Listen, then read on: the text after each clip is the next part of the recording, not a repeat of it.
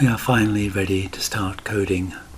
Looking at stage 1 and our activity diagram, where we see is divided into 3 activities: inputting the distance in miles, calculating how many feet that is, and outputting the number of feet. Relatively simple approach. We may as well stick to that. At the moment we have just one program, class, which writes out the name of our module. And that's all it does at the moment. But we do have a DistanceConverter class over here as a starting point, which doesn't have anything in it, including it doesn't have a description, which you need to add, doesn't have your name, which you need to add. Okay, but I'm going to focus on what's inside the class. So notice the color convention here. Keywords are in blue, names are in bluey green, we'll call it cyan. Okay, and we envisaged 3 methods. I'm going to make them private for the moment. So methods can be private or public. Private means they can't be called by any other class. Public means they can. So we envisaged, first of all, inputting the miles.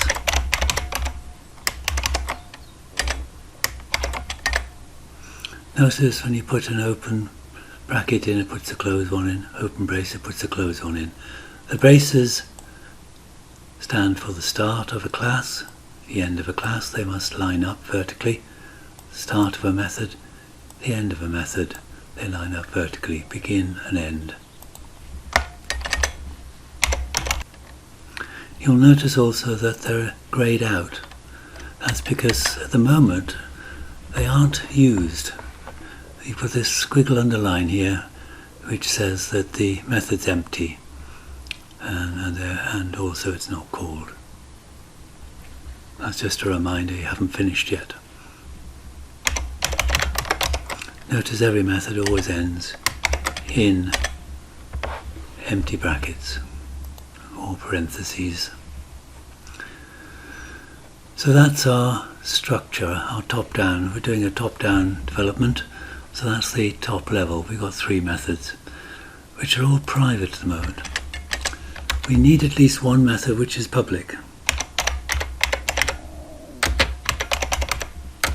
And this is the one that's going to get called from the program class.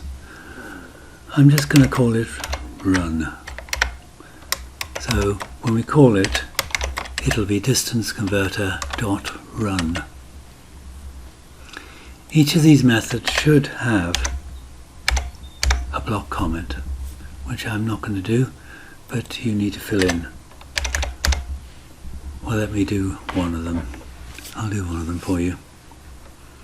So for inputting the miles, we first of all have to prompt the user to enter the miles.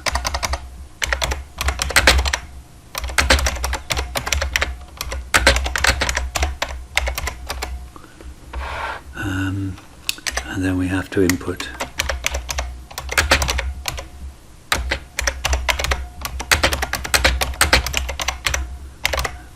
the miles as a double number. But unfortunately we haven't got any miles to input as yet. So I'm going to put 2 private double numbers up here. One's called miles, and one's called feet. So those are our variables or attributes, the numbers we're going to need, the data we're going to need in this application. Okay, and we've got our top level now, which we can build and check there aren't any compilation errors. But you notice there are a lot of green squiggle underlines to indicate we haven't finished yet. There's no point trying to run it because it doesn't do anything yet. We've simply sketched out the structure of our code. These block comments are essential they generate what's called API documentation, so that other programmers who use your classes can understand what they do without having to read the code. So every class should have a block comment, every method should have a block comment. The other thing I forgot to mention was the indentation. Inside a class, all the attributes and methods are indented 4 spaces or 1 tab stop. Similarly, the class is inside what's called a namespace, which is the name of the project and the name of the folder. And again, the class is indented inside. So this is a good point to save our changes. If we go to our Git Changes, we should see that in the changes is the distance converter. But I would also like to point out that if you've already been using GitHub Desktop and want to carry on using it, it does exactly the same thing. There is our distance converter.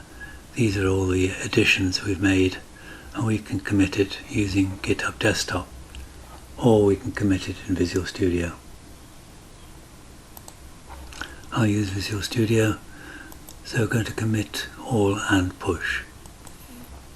Oh, a message, sorry, yes, we must enter a message.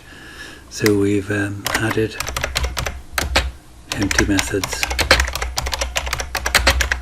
and attributes. We don't need to say added to what, because it'll tell us it's been added to the distance converter. So I'm now going to try committing those and pushing, saving yes. Okay, now we can think about what's this run method going to do. The purpose of the run method is to call all the other methods. So instead of having to call these 3 methods one by one, this one run method will do that for us. So you notice if I just put an I in, it immediately picks up InputMiles. So I can just press return and select that. Then we want calculate feet. So do use the IntelliSense, it's very good. The next one's output feet. Okay, so the run method is going to call these in the right order. So now you'll notice the run method is not grayed out, it hasn't got a green squiggle, it actually does something now. So we can build and just check. We are now ready to get the first method working, the InputMiles. To do that, we have to use the console class.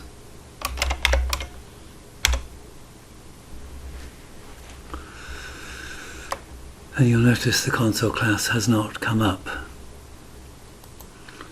So if you look at the program class, which was using the console class, you'll notice above the namespace there's a using the system library. So we'll have to add that to almost every one of our classes, because most of them do input and output. So you must make sure that you are using the system there before you try to access the console class. Should now find console. Notice the change in colour. I can put a dot in, and then you can look at all the methods available. The ones you're in particular keen on are the input and output ones. So we have a right and a right line. If I select the right one, you'll see it has 16 overloads. It's called overloads. But we'll use the right.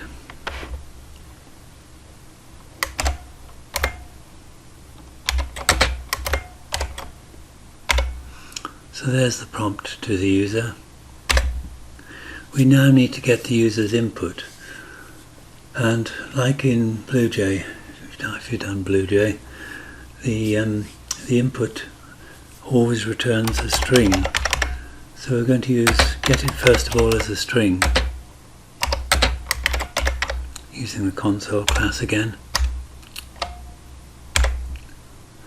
And there's a readLine method, which, if you hover over it, it'll tell you, returns a string. As far as I know, let me just check. You see there's a read key and a read line, but no read int. So we have to use the read line, which returns a string. Having got a string, then we have to convert it to miles. And we can call on a convert class, which is built into the system library, and we can convert that. Miles is a double, so we need to convert that to double. There were other choices. It needs to know what we're converting. We're converting that value. That's an example of a parameter.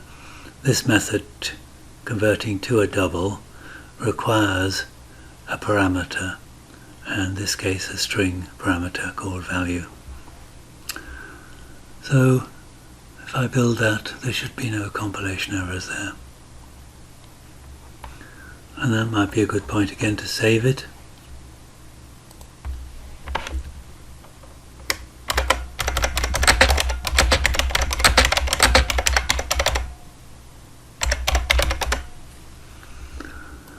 And commit and push. Okay, I've had to close GitHub Desktop down. It shouldn't have had a problem, but it did, so I've closed GitHub Desktop and it's now successfully pushed. Okay, but we can't run it. If we run it, it won't do anything different to what it did before, which is to beep and to print out the name of the module. What's the problem? Well, the problem is we've got two classes, a program class and a distance converter class, but they're not connected. So here's where the program will start, in this main method. So having printed out our heading, we now need to use that method. It's a distance converter. So we have to use the distance converter class.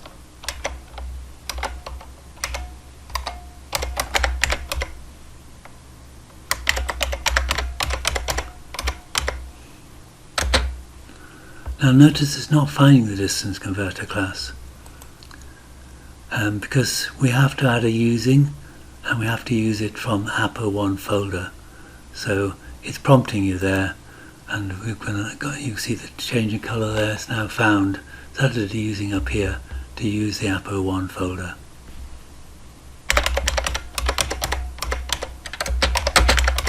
We have to create a new distance converter like that. So converter is the name of this object, which is being created as an instance of the distance converter class. We can now use the converter, and if we put a dot there, you'll see there is the run method. It does have other methods, but I'll come back to those later. It's the run method we want. So hopefully if we add a call to the run method and run the program, it will rebuild if it needs to. If you go straight to run,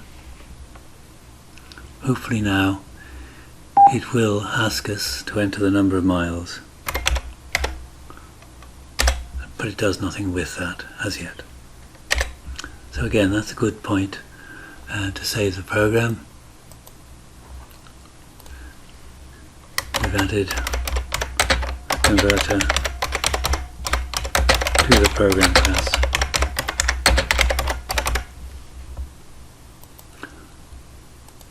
These are the good points at which to save it. Make sure it runs and then save it.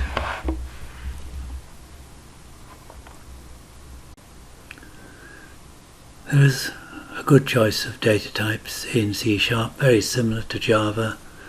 So we do have ints for whole numbers. We have floating point, single or double numbers. We have bool for logical values, true and false, single characters in single quotation marks, and strings in double quotation marks.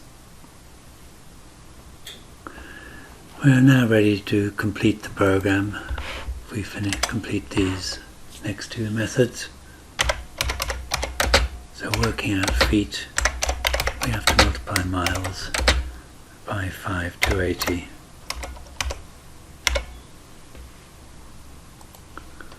and then we need to output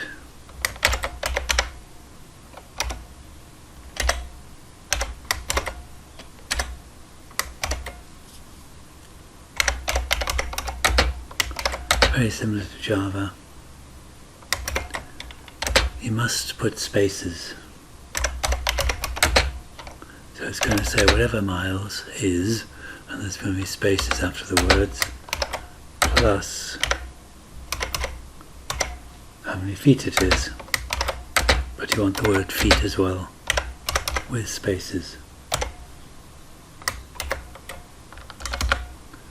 And finally a semicolon. Now I know there's only one line of code in these two methods, but this is the simplest of our applications. It will get more complicated, I can guarantee you. So the principle of dividing it up into small methods is one I'd like you to follow. Marks will be taken off for methods which are too long being they do more than one job. They have more than one task. Okay, this is referred to as string concatenation, where we're adding strings together to form a complete string. Okay, so let's give it a go. The obvious choice is to enter 1.0 miles, because we know exactly how many feet that should be. Yes, 1 miles is 5 to 80 feet. Slight problem with the output there, because in most cases 2 miles is okay, but 1 mile, it should be 1 mile, not 1 miles. We'll deal with that later. Okay, now there is just one other thing I want to bring in here. There's putting what are called magic numbers. The only numbers that should be in any code should be the number 0 and 1. Any other number used in a program should be defined as a constant, and in C# we can define that as public const int, the number of feet in a mile, and then we can change the code so it multiplies by the named constant rather than the number. So I'll make that change in a minute. But also we have arithmetic can be more complicated than we have here. And in C# we have the plus operation to increase by 1, the minus to decrement by 1. We have multiply and divide, the percentage to get a remainder. So 5% 2 is 1. Divide 5 by 2, there is a remainder of 1. That's quite often useful. But you have to be careful about arithmetic. So 2 plus 2 times 2 is 6. But if you put the 2 plus 2 in a bracket first, then it'll do the addition first and give you 8. Whereas in the first example, it does the multiplication first and then the addition. So if you're not sure about what order the arithmetic should be done, use brackets to indicate. So for example, 9 divided by 5 divided by 2. So we divide. Yes, that gives a result you weren't expecting, isn't it? 2's into 5 actually go twice, because these are integer numbers, because they've got no decimal point in them. So if you divide 5 by 2, you'll get 2, and then 2 into 8 goes 4. If you want to be precise with a decimal point, you must put 5.0 divided by 2.0 in order to get 2.5. So be careful about arithmetic operations. The final thing I want you to do is to add another method called OutputHeading, which simply gives us a clear heading to the application when it runs. So it prints out that it's converting miles to feet. It prints out your name. So whenever you run that application, the screenshot you take will have your name in it, as well as having a good heading indicating to the user what we're actually doing in this application that we are converting miles to feet. So I'll leave you to add that output heading and hook it in to the run method. So it runs this first. Okay, so I put the public constant at the top. So constants come first, private attributes come second, methods come third, same as in Java. You'll notice I've added the call to output heading, and output heading doesn't exist. So typically what I do is add the heading, add the call to the method, the new method you're about to add, and then you can just ask for the method to be added. Notice it throws an not implemented exception. That's simply to remind you if you actually call this method without putting any code in, it will crash. And the idea is the crash will remind you that you've forgotten to put the actual code in. So I'll just put the code in now. Okay, so I've done a slight variation in what's in the slide. \n works. So I want a new line before we start, a new line after we finish. So when it runs, it stands out as a heading with a blank line before and after it. Okay, and we're finished for the moment. The idea is that you'll have watched this video or these series of videos and now have a working version of the distance converter. When you come to class, the idea is that you will now try to change that so that instead of just converting feet to miles, it'll also convert miles to meters. So you're going to add a second version of this. So you've added two more features, converting feet to miles as well as miles to feet, and converting miles to meters. Now I know this will lead to unnecessary code duplication, but don't worry about that till next week. And don't worry about the fact that you could, if you know enough programming, offer the user a choice. Just set it up so that all three methods, all three features can be run. So I'll leave that with you. So that's the independent study for the lesson for this week. Finally, on this presentation there are some references. We recommend the C# 6 for programmers. If you like using books as a guide to programming. We're also following the principles of developing clean quality code by Robert Martin. I recommend Tutorials Point covers most of the languages in great detail as a reference. If you don't know how to do, say, enumerations in C#, it's very easy to look it up in there. Obviously you do need Visual Studio 2019 and you need GitHub, and you might need to know how to do various things in Markdown. So those are the references.